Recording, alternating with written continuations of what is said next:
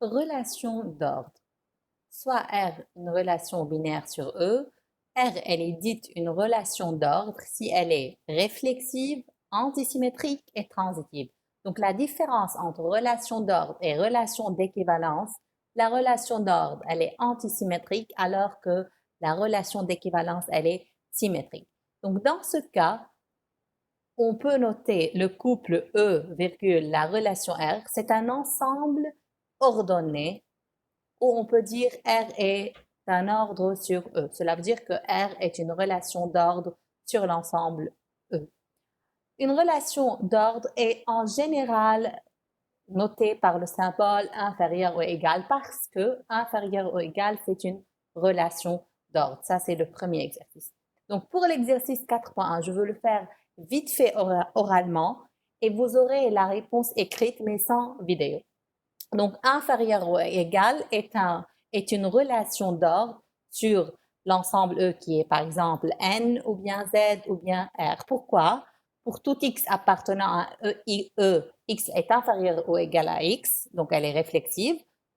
Pour tout X, Y appartenant à E, si X elle est inférieure ou égale à Y et Y est inférieur ou égal à X, donc X sera égal à Y, donc on a la propriété pour R qui est antisymétrique.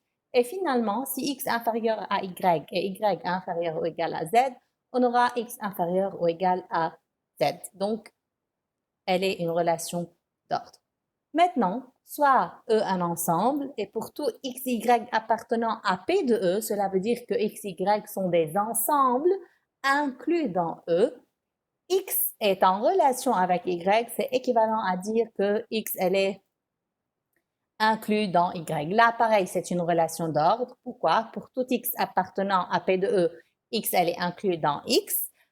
Donc, on a la réflexivité. Pour tout x, y appartenant à P de E, si x, elle est en relation avec y et y est en relation avec x, donc on aura x inclus dans y et y inclus dans x, donc x, elle est égale à y. Donc, on a la antisymétrique. Et finalement, si x inclus dans y et y inclus dans z, on aura x inclus dans z, donc on a la transitivité. Finalement, on définit sur n étoile la relation binaire R par, pour tout xy appartenant à R étoile, x est en relation avec y équivalent à dire x divise y. Donc, pour tout x appartenant à n étoile, x divise x, c'est vrai. Maintenant, deuxièmement, si x divise y et y divise x, vous aurez x égale à y, donc c'est vrai. Et finalement, si x divise y et y divise z, on aura x divise z. Donc, la solution par écrite, vous l'aurez juste sans vidéo. Définition, ordre induit, donc là c'est ordre induit, enlever le T, soit R une relation d'ordre sur E et F est inclus dans E. On a pour tout X appartenant à E, pour tout Y appartenant à E, X est en relation avec Y, c'est équivalent à dire X est en relation avec Y. Lorsqu'on prend pour tout x, y dans f maintenant, x, r, y, cela veut dire que x est en relation avec y.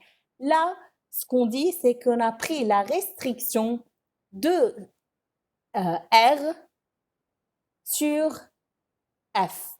Donc, on a, juste pour expliquer l'idée, on a E, c'est tout l'ensemble.